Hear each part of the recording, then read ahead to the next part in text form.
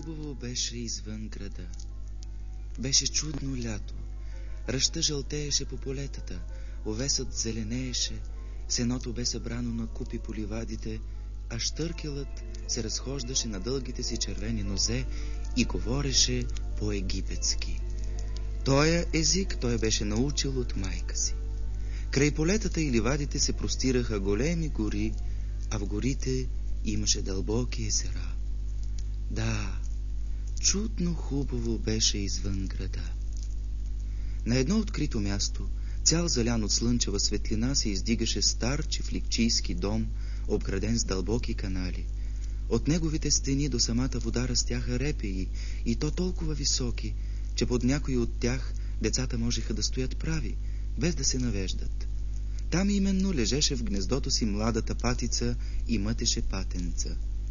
Най-сетне яйцата започнаха да се чупят едно по едно. Пипи, аз съм тук. Пипи, и аз съм тук. И аз. Кря, кря. Елате тук. Съберете се около мен, мили деца, и гледайте на всички страни.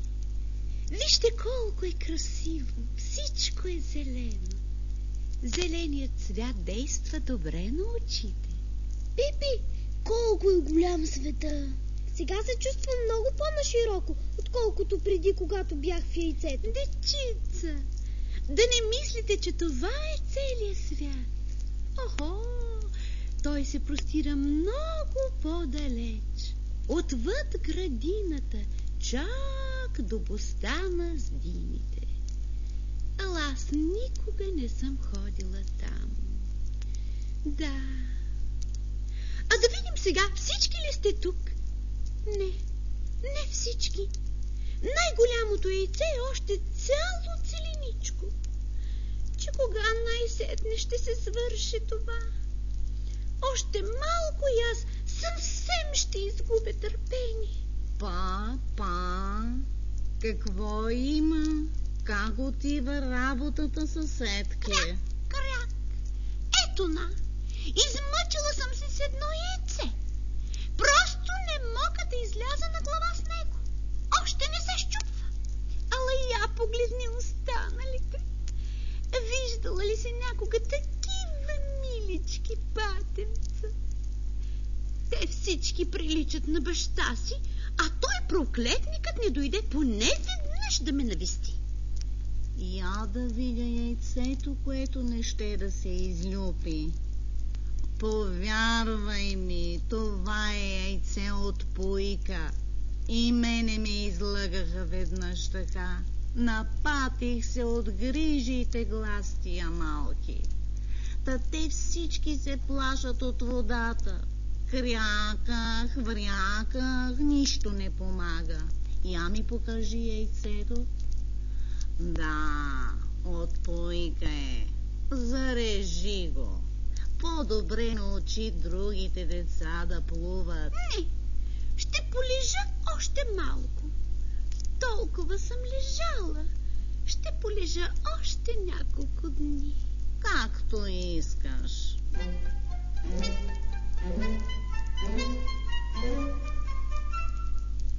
Пип, пип.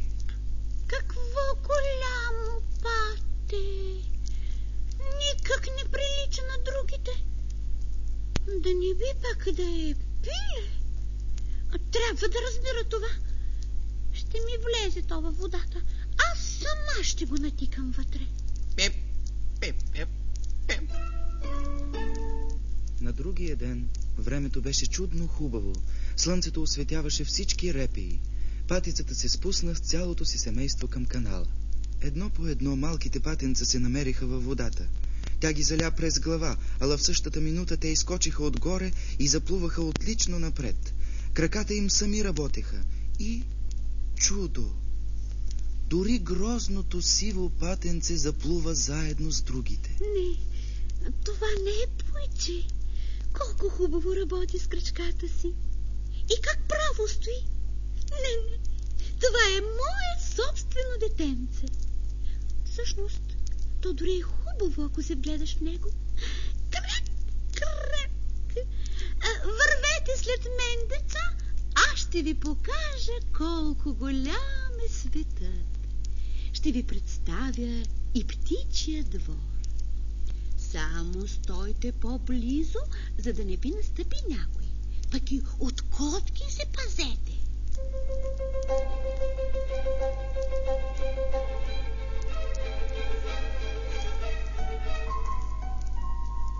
В птичия двор две семейства се биеха заради една глава от змиорка, която в края на краищата се падна на котката.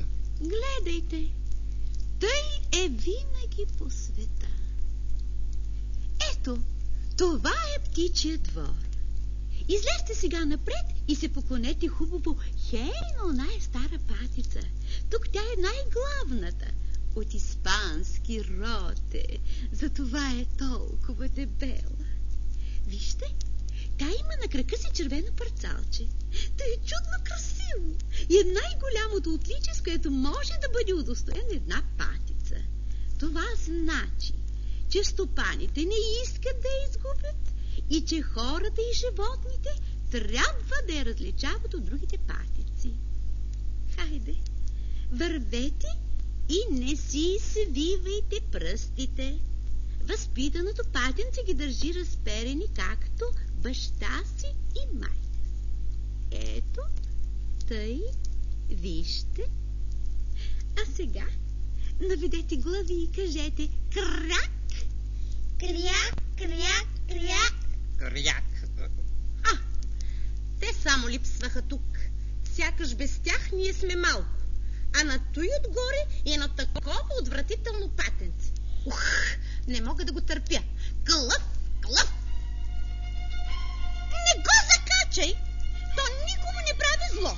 Да, но то е много голямо и никак не прилича на другите. Ще го кълва и ще го поощипя. Какви милички деца имате! Само онова там малко е грозничко. Добре ще бъде, ако бихте могли да го преработите. Това е невъзможно, ваша милост. Наистина то не е хубаво, ала има добър характер. И плува също тъй добре, както другите. Дори смея да кажа, малко по-добре от тях. Аз мисля, че след време то ще израсне както трябва и ще стане по-малко. При това то е мъжко и може да мине без хубост. Аз мисля, че то ще бъде много силно и ще си пробие път в живота. Другите ви дечица са много милички.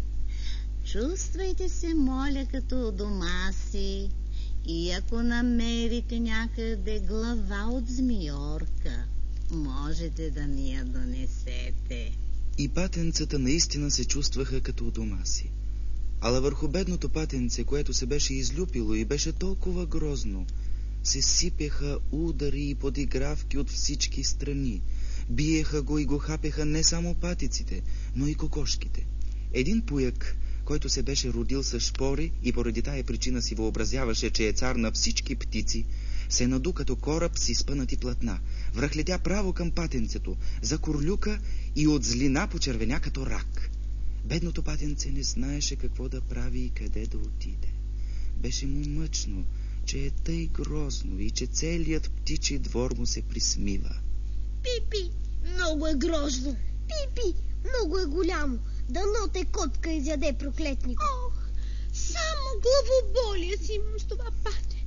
Започвам да мисля. Не ще е лошо, ако се запилее някъде. Ох, защо съм толкова грозно? Всички или ме бият, или бягат от мен. Не е ли по-добре да избягам в блатото? Там ще прекарам цялата нощ. Уморено съм вече, а пък и сърцето ми ще се пръсне от мъка.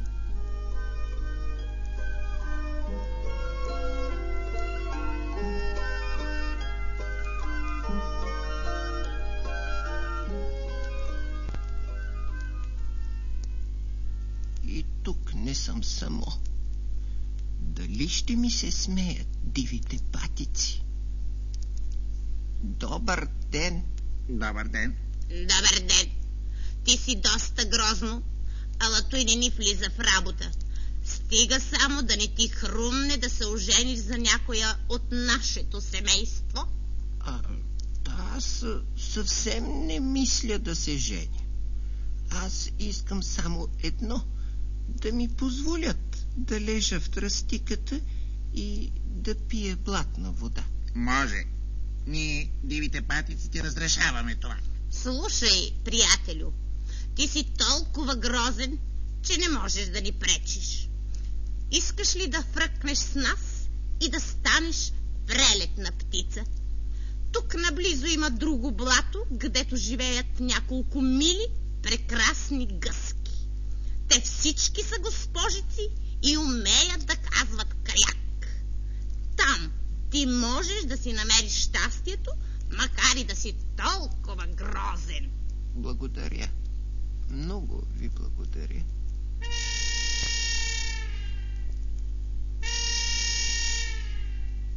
В същата минута се разнесе гърмеж и двата диви гъсока паднаха мъртви в тръстиката. Водата се обагри от кръвта им. Гърмежите зачестиха, имаше голям лов. Ловците бяха обградили блатото. Синкав дим пълзеше като облак между тъмните дървета и се губеше далеч зад водата. При блатото дотичаха ловджийски кучета. Тръстиката и храстите се навеждаха на всички страни. Бедното патенце едва дишеше от страх. Той изви глава, за да я скрие под крилцето си, ала в същия миг пред него изскочи едно грамадно, страшно куче.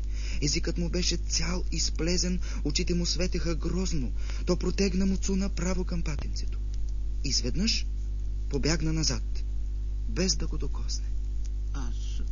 Аз съм толкова грозно, че дори и кучето не иска да ме изяде.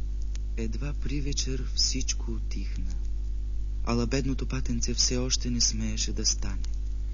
То почака още няколко часа, сетне се огледа предпазливо наоколо и побягна с всичка сила. Патенцето бягаше през полета и ливади, а наоколо безнееше такава буря, че то с мъка можеше да върви напред.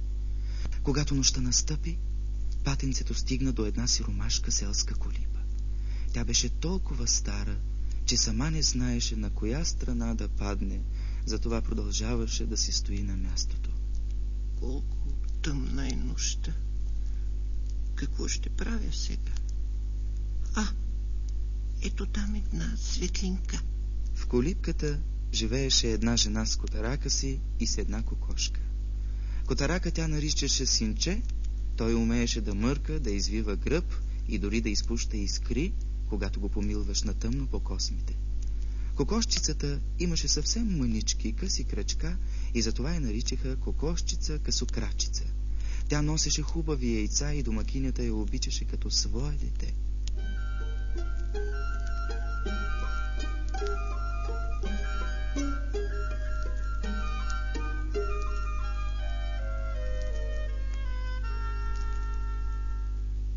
Добър ден. Мога ли да влезна? Гледай ти, какво малко смешно и грозно патенце. Но нищо от това. Ти ще ми носиш пачи яйца. Само да не си пъток. Ела да те видя по-наблизо. Аз съм господар на тази къща, а кокошката господарка. Трябва да знаеш, че ние сме и целия свят. Аз не мисля така. Аз съм на друго мнение. Вие много си го образявате. Можеш ли да си извиваш гръбнака като обръч, да мъркаш и да изпускаш искри? Не мога. Тогава не си тикай гагата, когато говорят умници като нас. Можеш ли да снасяш яйца? Не знам. Като че ли не мога. Не съм си мислил за това. Тогава има и добрината да мълчиш. Така патенцето прекара 3 седмици. То седеше в ъгъла и беше в лошо настроение. Изведнъж в стаята нахлу чист въздух и слънчецето надникна вътре. Какво хубаво време! Страшно много ми се иска да поплувам. Това пък какво е, Коко? Нямаш си работа, зато и ти идват такива глупави мисли в главата. Снасяй яйца или мъркай. Тогава ще поумнееш, Коко. Че вие не знаете ли да плувате? Каква наслада е да се гмуркаш на дъното и да чувстваш как водата се разлива над главата ти. Да, чудесна наслада, Коко. Ти както се вижда си подлудял. Я попитай котарака, най-умното същество, което съм срещала досега. Попитай го, обича ли той да плува и да се гмурка във водата? О, за себе си не искам да говоря, Коко. Попитай дори домакинята ни, Коко. Тя ще ни каже, приятно ли е да плува и да чувства как водата се разлива над главата и Коко. Вие не можете да ме разберете. Ние ли не те разбираме, Коко? И те с хубава. Тогава според теб, кой може да те разбере? Да не мислиш, че си по-умен от котарака или от нашата господарка? За себе си не искам да говоря, Коко. Я не се въобразявай много, дете, и благодари за доброто, което ти направиха тук. Нима ти не попадна в топла стая и не се намираш между особи, от които можеш да научиш нещо, но ти си бърбърко. Неприятно е да има човек работа с теб, Коко. Повярвай, аз ти желая само доброто, Коко. Аз ти говоря неприятни неща, ала по той се познават истинските приятели, Коко. По-добре помъчи си да снасяш яйца или пък си научи да мъркаш и да изпущаш искри, Коко. Вие ме натъжихте и мисля, че ще е най-добре да си отида. На добър ти час, Коко.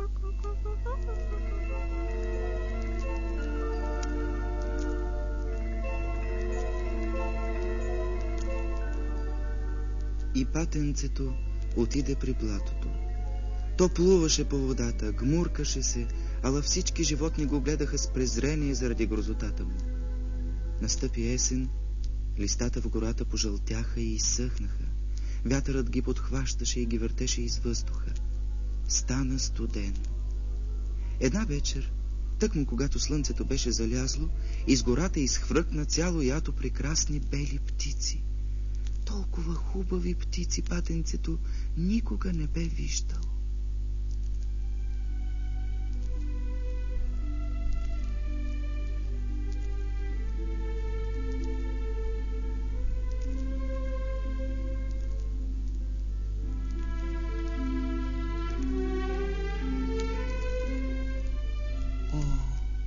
Колко са хубави, толкова са бели, такива дълги, стройни шии имат. Та това сигурно са лебеди. Как чудно разперват великолепните си бели криле. Сигурно ще отлетят към топлите земи, отвъд морето. Патенцето се завъртява в водата като колело. Изпъна високо шията си след тях и изведнъж нададе такъв висок и странен вик, че само се изплаши. А зимата беше люта, страшно люта. Патенцето трябваше постоянно да плува, за да не замръзне водата. Ала всяка нощ мястото, по което то плуваше, ставаше все по-малко. Студът беше толкова голям, че дори самата ледена кора пръщеше. Би било твърде тъжно да се разправят всички пътила и приключения, които бедното патенце трябваше да преживее през тая люта зима. Когато слънцето започна да топли пак земята, то лежеше в блатото между тръстиката. Чучулигите пееха, пролета се беше върнала отново. И ето, из гъсталака на дърветата се показаха 3 великолепни бели лебеда. Аз ще отлетя при тях, при тия прекрасни птици. Те ще ме убият за той, че съм толкова грозно, а пък се осмелявам да се приближа до тях. Но нека тъй да бъде.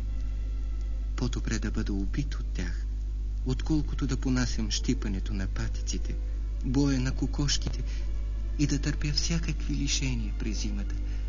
Убийте ме! Не ме е страх от смъртта. Ала какво видя патенцето в прозрачната вода? Своето собствено отражение, но не някаква тъмносива птица, безобразна и неподвижна, а бял, строен лебед. Не е нещастие да се родиш сред патици, стига само да се излюпиш от лебедово яйце. Сега младият лебед мислеше с радост за патилата, които беше преживял. Благодарение на тях той можеше да оцени още по-добре своето сегашно щастие и всичкото великолепие, което го окръжаваше. А големите лебеди плуваха около него и го милваха с клюновете си. Той си мислеше как го гониха и му се присмиваха, а сега всички го наричат най-прекрасната от всички прекрасни птици. Дори бъзовият храст свеждаше клоните си право към него, а слънцето светеше тъй топло и приятно. Тогава той размаха криле, изпъна стройната си шия и извика, замаян от радост: Да, такова щастие не съм сънувал, когато бях още грозно патенце.